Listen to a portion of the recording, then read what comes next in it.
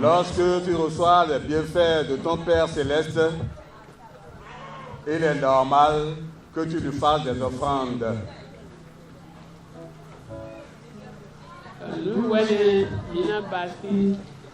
Le pasteur Xavier Erungbedayi offre un sacrifice d'action de grâce à l'Éternel. C'est dans le cadre des festivités marquant la 13e fête des moissons de son église. Devant ses fidèles venus nombreux assister à cette cérémonie, le prophète Xavier Erungbedayi a immolé un bélier sur un autel fait de bois.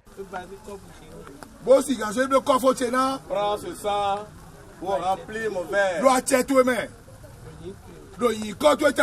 ton nom. Dans ta gloire. Un rituel du jamais vu dans l'église du christianisme céleste, qui remonte aux anciens temps bibliques et qui rappelle les pratiques de l'Ancien Testament, notamment le sacrifice de Noé après le déluge. C'est ainsi que le pasteur Erungbedayi a remercié l'Éternel qui lui a préservé la vie face aux embûches, aux persécutions et surtout les épreuves qu'il a affrontées dans son œuvre de sacerdoce depuis 17 ans. Après ce sacrifice qu'il vient de faire pour la deuxième fois, la première fois en Côte d'Ivoire à Abidjan pour implorer la paix sur ce pays, le prophète Xavier Erungbedayi a procédé au lancement de 2 ouvrages.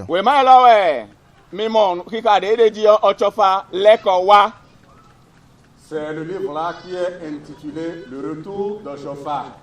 Un premier qui a pour nom « Oshofa est de retour » et le second intitulé « Les secrets de l'église du christianisme céleste sur les soutanes ». Le premier livre retrace le parcours du prophète Xavier Erungbedayi, comment il a été désigné pasteur, sa mission, ses combats pour l'église du christianisme céleste et surtout les miracles accomplis par le serviteur de l'Éternel.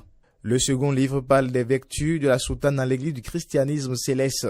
La soutane, ses vertus, ses pouvoirs et surtout ses dons en matière de guérison sont consignés dans ce document rédigé sous l'inspiration du Saint-Esprit, a expliqué le prophète pasteur Xavier Erungbedayi. Les festivités marquant la 13e édition de la fête des moissons chez le pasteur prophète Erungbedayi s'achèvent ce dimanche 9 juillet 2017 par le grand culte d'action de grâce.